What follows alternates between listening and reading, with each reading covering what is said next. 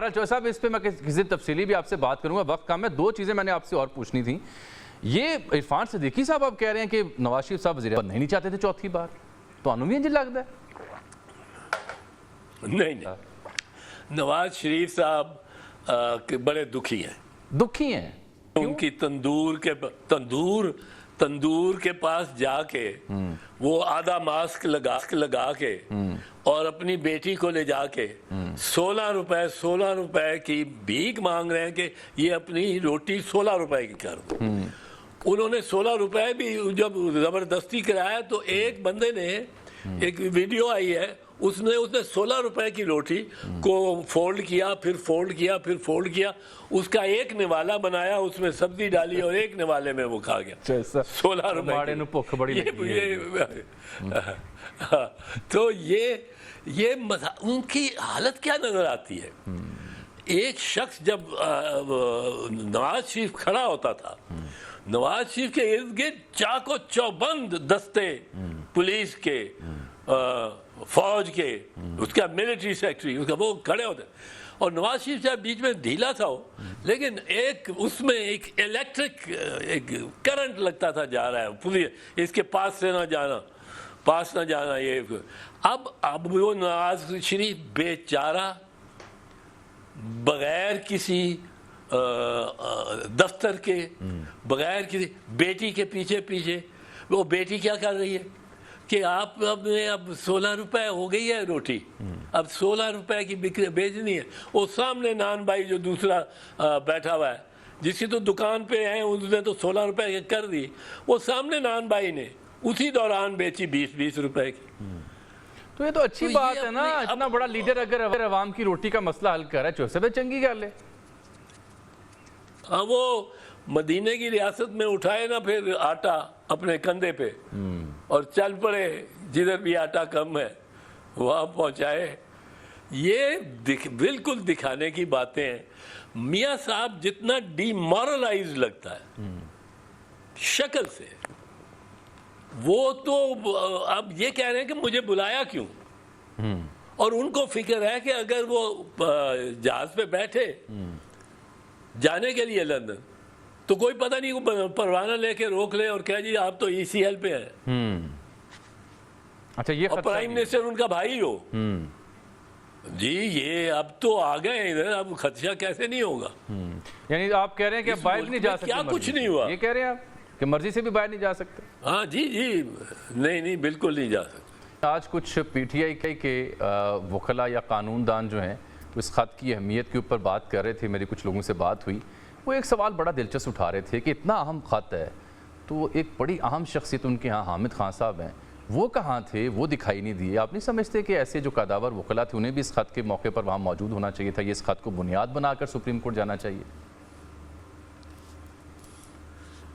अब ये उनका क्या ताल्लुक है और कितनी गर्मजोशी से खान साहब इमरान खान के केसेस या PTI के केसेस करते हैं, ये तो मैं कुछ नहीं कह सकता। और लेकिन बज़ाहिर तो अगर इमरान खान से काजी फैज़ ईसा को ख़त लिखा जा रहा है, तो उसका जो पैगंबर ही हामिद खान को बनता है। सीनियर एडवोकेट हैं, बड़े अच्छे ताल्लुकात हैं विद द चीफ जस्टिस, और ये जब जज बनने से पहले के हैं उनके, ये मेरे इल्म में है। और कॉर्पोरेट लॉ दोनों करते थे, और दोनों वो कराची में, ये लाहौर में, इनमें काफ़ी कॉरेस्पॉन्डेंस रहती थी। तो और इसमें तो जाके सिर्फ कहना कि जी हमें आप, मैं ये नहीं कह रहा हूँ मुझे दाद रसीद दें, मैं कह रहा हूँ मेरा केस लगा दें। केस लगा दें, सही कह रहे हैं। अच्छा, इस बीच में जी मैं गया था। जी आप कहाँ गए मैंने थे? कहा मैं गया था वो उमर अताब बंदयाल सर। हाँ जी। उमर अताब बंदयाल के, और वो लोगों ने शोर डालने की कोशिश की, पर क्या एक पब्लिक इंटरेस्ट का केस था, मेरा जाती तो नहीं था, मेरे के प्लॉट का मामला नहीं था, मुलाजमत का मामला नहीं था, मेरे कोई किसी ने कर्ज देना था दिया हुआ, कोई सिविल सूट नहीं था कि मुझे, वो एक पब्लिक इंटरेस्ट का केस था जिसमें मैं पटिशनर ही नहीं था, मैं एक लिहाज से रिप्रेजेंट कर रहा था सिविल सोसाइटी को पाकिस्तान की भी और पॉलिटिकल पार्टीज को भी, तो वो इन्होंने श्योर डाला ऐसी कोई बात नहीं, आमिर खान साहब should take this case to the chief justice himself. ठीक। अच्छा एतजाज साहब ये बताएं कि जहां पीटीआई भी 6 जमातों के साथ आ गई एहतजाजी तहरीक में, वहां मौलाना आज से हरकत में आ गए, बड़ी ख़तरनाक बातें वो कर रहे हैं, कह रहे हैं असम्बली हम नहीं चलने देंगे, बलूचिस्तान असम्बली के बिके जाने की वो बात कर रहे हैं और सियासतदानों को आपस में लड़ाया जाता है, हमें आपस में तकसीम किया जाता है सीटों के लिए। ये कितना लीथल हो सकता है फॉर द गवर्नमेंट जिसकी अपनी अखलाकी साख के ऊपर सवाल उठ रहे हैं कि एक तरफ से पीटीआई, दूसरी जानब से मौलाना और फिर सियासी अदम इस्तेहकाम अपनी जगह जूं का तू है। देखिए जामी, ये जो है ना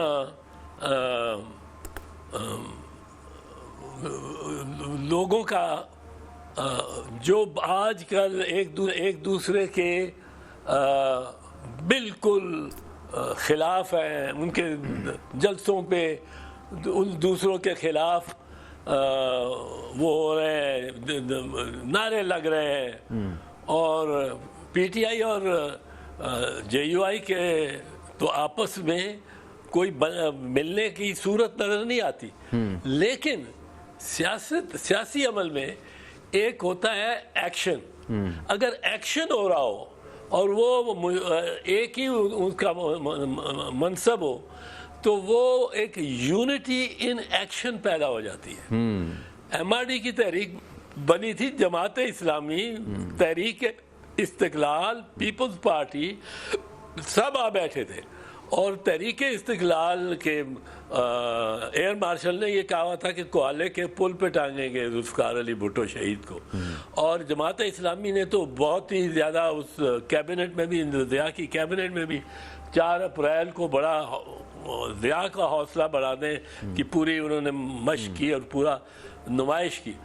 तो लेकिन वो 1981 में यूनिटी इन एक्शन क्या हुआ, लॉयर्स ने एक मूवमेंट चलाई 1980 में, वकला ने एक मूवमेंट चलाई, मूवमेंट थी आर्टिकल 212A कॉन्स्टिट्यूशन में, ज़ियाउल हक ने उसको लगा के पाबंद करके 212A के बाद उसने में कह दिया कि जी हाई कोर्ट की रिट सुनने की, समाअत करने की रिट ये इख्तियार ही नहीं है, उसने इख्तियार ही ख़त्म कर दिया।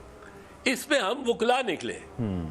मैं पहले दिन 19 जून 1980 को गिरफ्तार हुआ, 80 वकला हम गिरफ्तार हुए। हमारे लिए फौजी अदालत, समरी मिलिट्री कोर्ट तजवीज़ हो गई, ये तजवीज़ हो गया कि इनको 1-1 साल सज़ा दी जाएगी, 10-10 कोड़े लगाए जाएंगे, ये सब हमारे लिए तय हो गया। जेल में तैयारियां शुरू हो गई हमारी रिसेप्शन के लिए। हम थाने में लॉकअप थे, सिविल लाइन थाना लाहौर में, कि रात गए, रात को हम जब सोने लगे तो हमें यही था कि अब सुबह उन्होंने आलस सुबह आके ले जाना है गाड़ियों में बिठा के और हमारे साथ जो करना है। हम देखते आए थे लोगों से होता हुआ।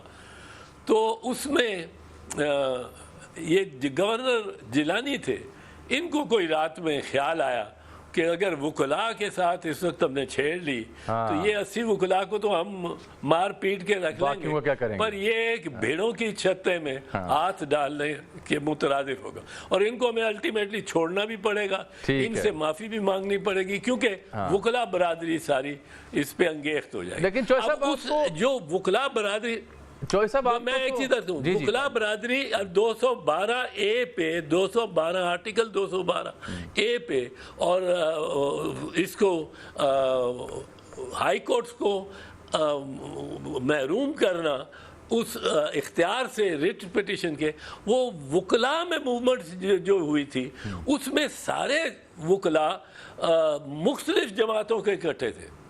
ठीक है, वो जो 2-3 हमने कन्वेंशंस किए उसमें रेलिवेंट मिसाल है, मुझे याद पड़ता है, रेलिवेंट मिसाल है बिल्कुल। ये तारीख से जो आपने मिसाल दी जिसको आपने खुद भुगता, बड़ी रेलिवेंट है। मुझे याद पड़ता है कुछ चंद हफ्ते पहले मैंने आपसे जब गुफ्तगू की थी तो आपको तब भी कुछ वकला के हाथ से कुछ उम्मीद थी कि शायद कोई लॉयर मूवमेंट जन्म ले। ऐसा तो कुछ नहीं हुआ चौधरी साहब, बल्कि सियासतदान ही सड़कों पे आए हैं थोड़े बहुत। देखिए, मैं ये समझता हूँ कि अगर इस हुकूमत ने जजों और जुडिशरी के साथ ज़्यादा खिलवाड़ की कोशिश की ना, तो वकला एक पेज पे आ जाएंगे। वकला उन मैं इसी में अच्छा उसी 1980 का वाक़या आपको सुना दूं। एक और बड़े ये इस तरह हटाएंगे, ये जो समझ रहे हैं ना कि हम लीडर्स हैं और इलेक्टेड प्रेसिडेंट और उसके सुप्रीम कोर्ट बार एसोसिएशन के और वाइस चेयरमैन हैं हम पाकिस्तान बार काउंसिल के, और हम बड़े मोतबर हैं। ये कियानी साहब किरमानी साहब अहमद सईद किरमानी साहब लाहौर हाईकोर्ट बार के प्रेसिडेंट थे, और मूड ये था कि ये 212 अलिफ को हम नहीं मान सकते, ठीक, और हमने तैयार ही नहीं मानने को। मार्शल लॉ लगा हुआ था, कोड़ों कैसी थी, अभी मार्शल लॉ लगा हुआ था। ये 1980 की बात कर रहा हूँ। तो हमने जब कन्वेंशन बुलाया, कन्वेंशन में मूड था कि हम सड़क पे निकलेंगे। किरमानी साहब ने तकरीर कर दी कि नहीं निकलना चाहिए, ये जजों की भी बेहुरमती होगी, हमारी भी, और हम बिल्कुल हम डेलीगेशन लेके जाएंगे और गवर्नर से बात करेंगे।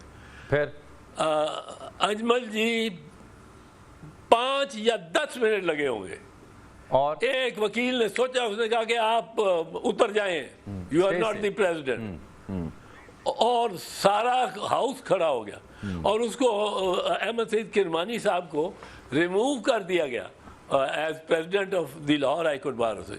और आप बोर्ड जो उसका देखते हैं 1980 के सदारत का, वो 1980 में जो लिस्ट है लगी दीवार के साथ, उसमें किरमानी साहब हैं, और फिर उसी साल में मलिक सईद हसन साहब भी है। चलें, ये तो रेलिवेंट मिसाल आ गई। अब जरा मौजूदा बात भी हम कर लें जो है साहब।